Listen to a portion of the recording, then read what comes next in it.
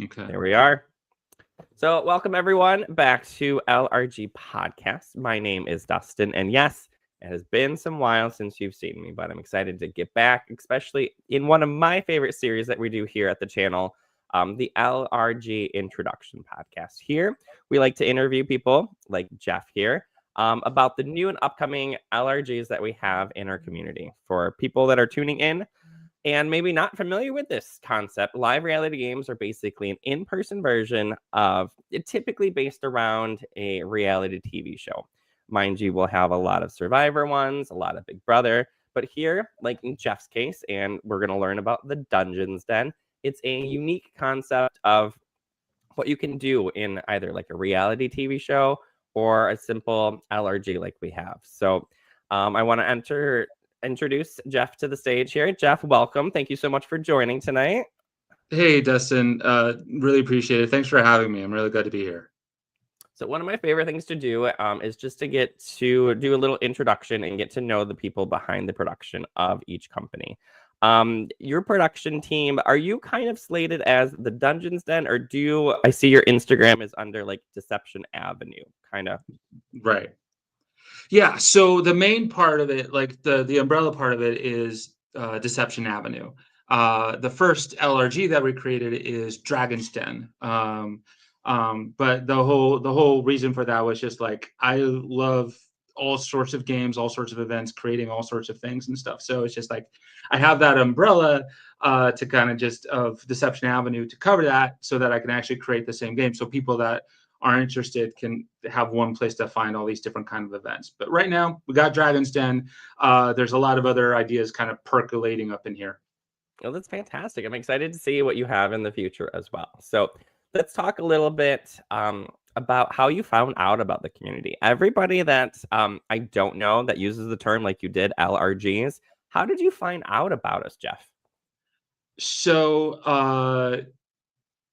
I had actually had the idea to do this kind of thing before LRGs were an actual thing. Or before I knew that LRGs were an actual thing, is the way that I should say it. Like I didn't even realize that there was a whole bunch of people that actually do this kind of thing. I am actually, unbeknownst to me, I have a friend that actually runs their own LRG and everything, and that's kind of like how I found out that it exists. And for Dragon's Den in particular, I had actually done one for my friends at my house. I'd done it a couple years ago for my birthday. Like that was my birthday thing, where I put on this very elaborate uh, game survival show kind of thing for my friends. It was a ton of work, but a lot of fun and everything like that. And then, of course, when you do that kind of thing, you just blab about it and stuff. And like, this friend was just like, "Oh, you should actually check out. There's LRGs, like, live reality games and everything like that. There's a whole community where they actually do this kind of thing for people outside of friends groups, like, kind of thing." So I was like, cool. So I checked it out and I was like, yeah, okay, this is great. Let's do it.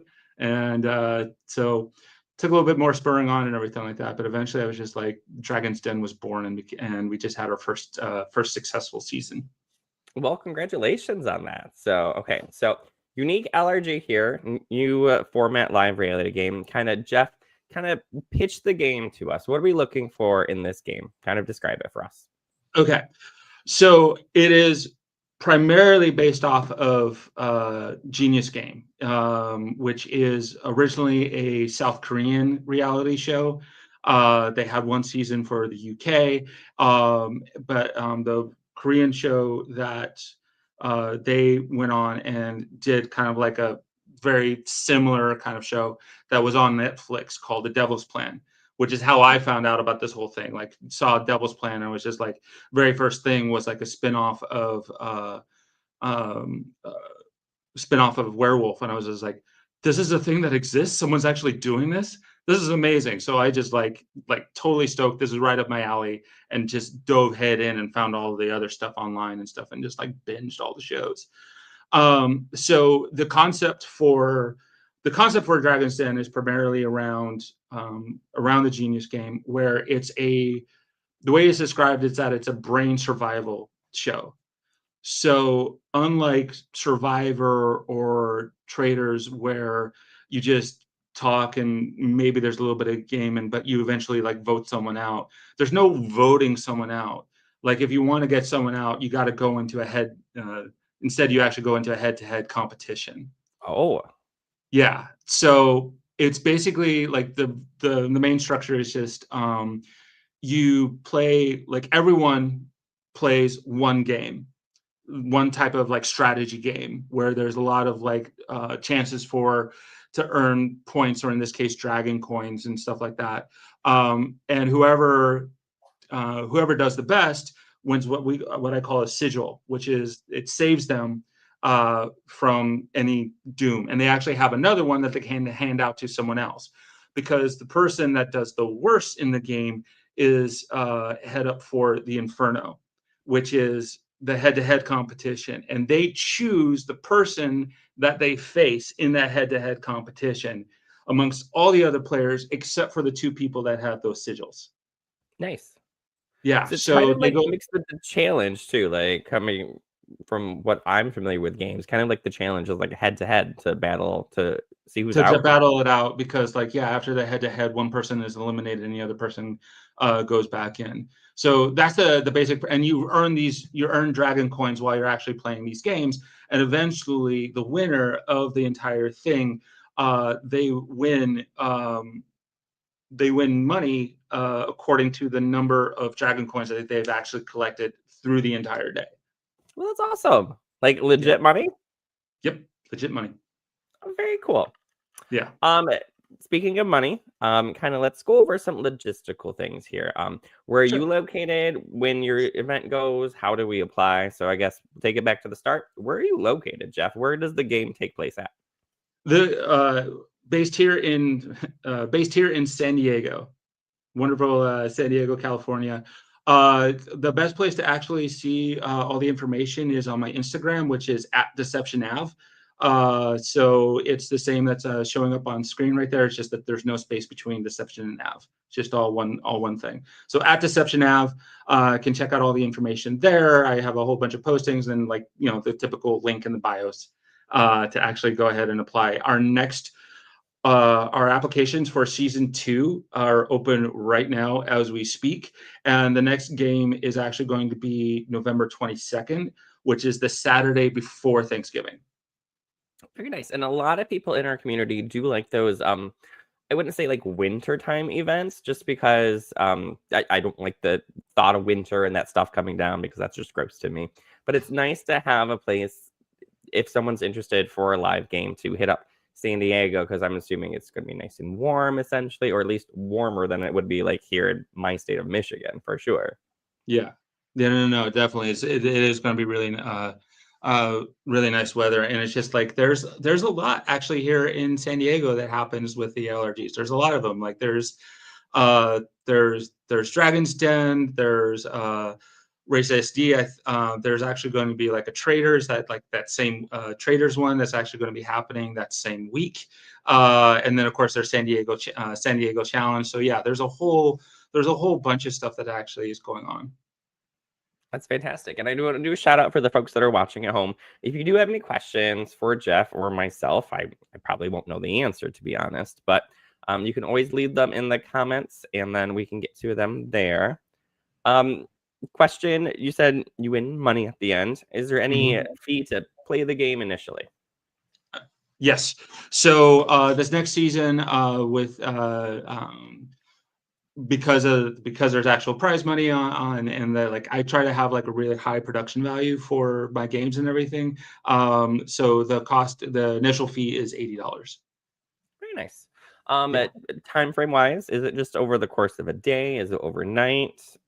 Yeah, so it's a one day, and it is all day, just because of the structure of like main game, Dragon Trial Inferno, and everything with the elimination. Like it is like it is a one day, all day kind of thing. It will really test you. It's that's like the feedback that I got from like the season 1 and everything, was just like one of the most challenging, but one of the most fun LRGs that they had ever participated in. So it's just Hey. like the reviews, the feedback that I got after the first season were very, very positive and very, very nice. I'm truly appreciative.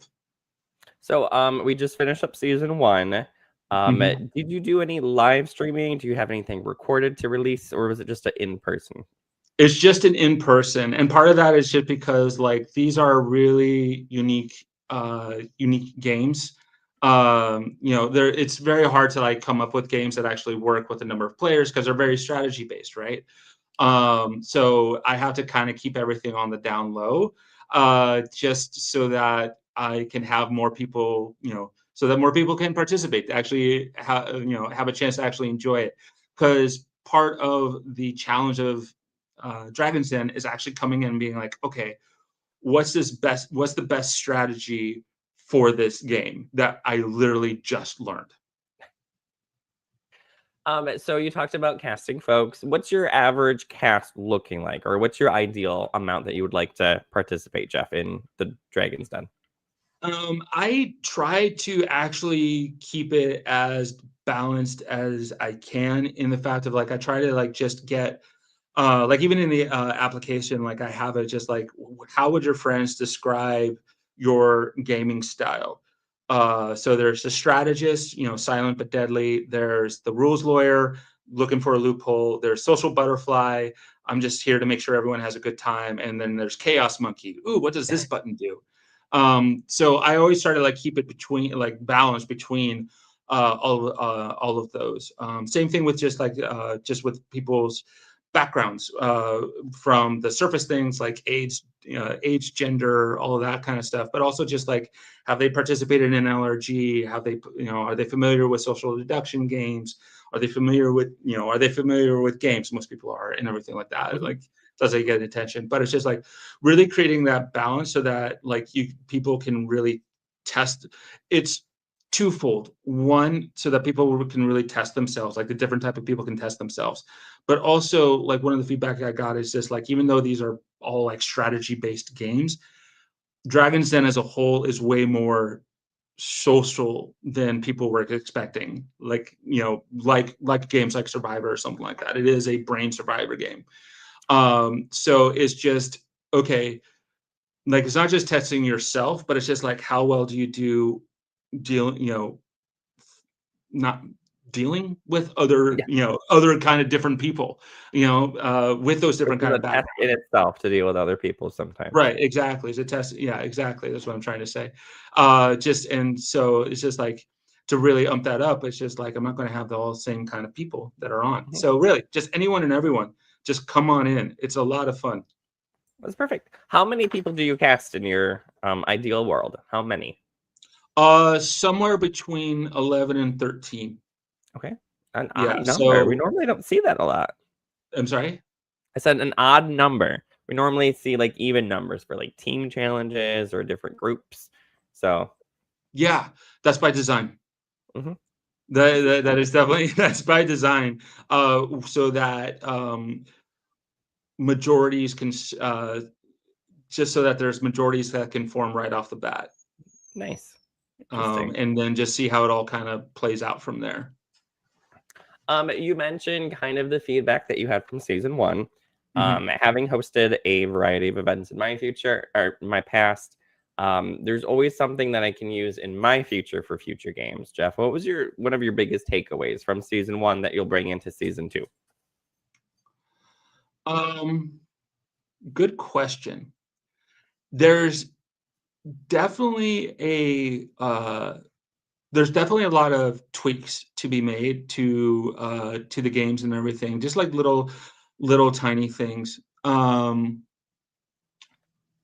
But nothing really, nothing ginormous. I guess, like, the one that is actually kind of unique, well, at least to me, like, didn't kind of see it through. I do need to put the pressure on players, especially in the Inferno challenges, just because, like, with these games, like, a lot of them are turn-based where they go back and forth and everything like that. Uh, and it's just like, oh yeah, elimination is on the line. People will really, like, sit and think and it can kind of drag things out a little bit longer than they actually need to be. And so it's just like, so one of the things is just like, to keep it, because it is an all day event and everything, like to really keep things on the ball, have that timer. It's an added pressure, and I want people to do well based off of, the actual strategy, the actual playing. But I do have to keep things moving. We are on a deadline. So that's the one thing that I will say is just like really tightening up the time. To That is make, a huge takeaway. Like all these yeah, games do, and everything that I've done, there's always an instance that we're like, "Hey, we are behind schedule." I've yeah, not like most games always get that delay or have to push something back. So it's yeah. really good that you're noticing that even after just the first season. Yeah, and it was just like it was something that wasn't actually like, this is kind of funny because like when I was running it through my team and everything, like running through these games, because I have my wife and my best friend. They, I don't know why I made the hand movements, but like They're my getting wife and my best friend. somewhere behind you. Yeah, they were somewhere behind me. They're like while we were playing and everything, they were basically here. They were literally my right and left hand.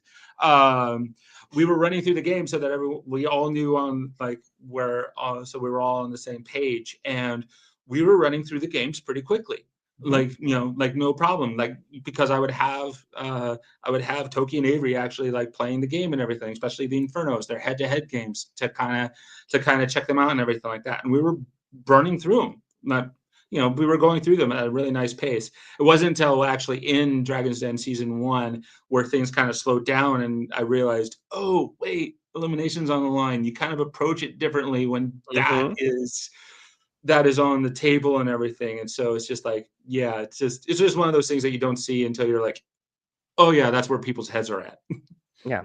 Well, it's really nice. You mentioned just something's probably small you didn't even notice that you play test your games. There are some games that go on and people just show up and they're like, well, have you ever tried this game before? Well, like, no, we haven't, but I'm sure it'll be fine. So I really appreciate the detail that you've had and the work that you put into the games, Jeff, on that. Because you don't know how something's going to run until you actually run it and play test it. Yeah, I mean, like, well, that's the whole thing, right? When you get like people actually coming in and playing the game and everything like that, like I try to think through everything as much as possible, Hmm. and like playtesting the games and making sure that they work. Like a lot of these games, getting them from different sources, and then putting my own tweaks on them and everything, putting my own little twists on them and stuff. But you don't know really until other people come in and start actually playing the game, that you get to see like how they're really going to play out, because it's different with different groups of people. It's to Yeah. that whole balance crowd that we were talking about. Like, don't know, like I just set up the pins, and then I just get to sit back and watch everyone else knock them down, which is the fun for me. Like that's Yeah. where my agency is. It's just like I built this whole thing, now you go play in it. Let's see what happens, because it's going to be way different than whatever I have in my head. Is that kind of your background? Have you hosted I know you've hosted like your birthday party and stuff like that. Do you do kind of these events or kind of group stuff in your day to day, or like what's your background? Do you host stuff like this normally? So my background, like I actually have games are definitely like a huge part of it. One of my favorite games of all time is Blood on the Clock Tower. I am one of those like forever storytellers. I'm Um, not familiar. I don't know what Blood on the Clock Tower is. oh, okay. You're I'm familiar missing with out really on this, folks. what's that? I'm Okay. missing out. Yeah. So are you familiar with Werewolf? Yes. Okay. Imagine Werewolf on steroids. Okay. Yeah. So everyone has Um, abilities, everything like switches and stuff like that. So yeah. The biggest difference is just like, and even as a storyteller, which is what the GM is called for Blood on the Clock Tower, um, uh, I actually have agency in the game as well, because like it's the same kind of thing, because some of the roles, like there's drunk and there's poisoning in the game where someone can get wrong information. So I actually have the choice on, if someone it has to be within the rules of the game. I don't just make stuff up, but mhm. it's within the rules of the game, so it's actually still solvable. But like I have the ability to actually lie to people, if the game allows it, to kind of give out misinformation to make the puzzle actually harder for people to figure out. Interesting. Yeah. So, There's that. There's Blood on the Clock Tower. A lot of the same mindset. And then also, like, I've actually just recently gotten involved with what's called Jubentia, which is kind of it's a combination of murder mystery board game one-shot RPG. Is where, again, like, I run the game and everything.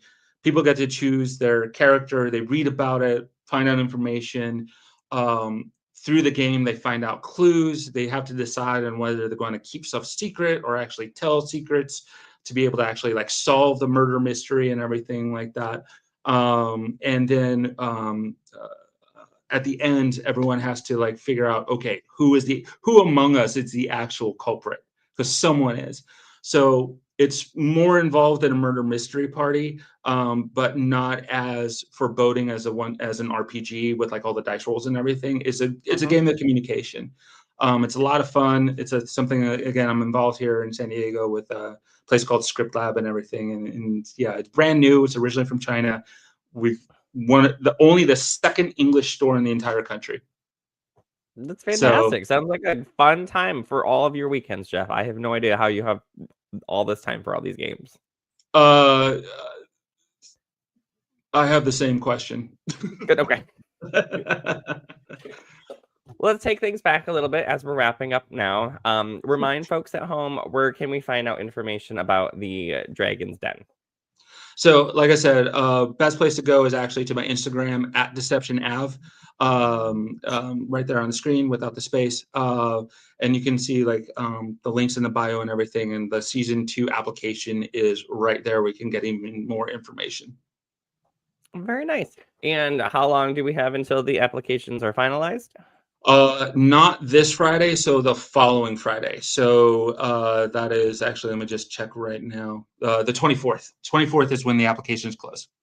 So not much time, folks. So if you want to get inserted in the San Diego LRG world, make sure you fill out that application, get that back to Jeff, put some wonderful things about how you heard it first here at LRG Podcast for the introduction of the Dragon's Den.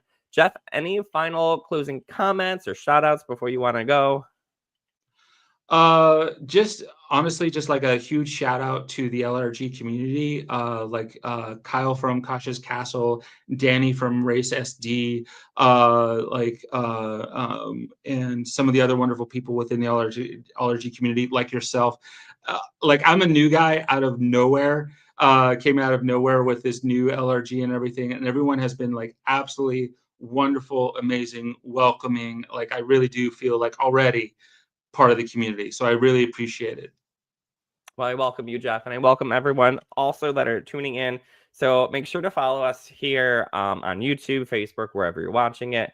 Make sure you put a comment in. We have a community, we have a podcast. So get yourself involved, get yourself as Three Fields, get yourself off the couch and play one of these games and do something out of your comfort zone. So thank you so much for tuning in. Thanks again, Jeff, for coming on, talking about your game, and I hope to see much more Dragon's Den in the future.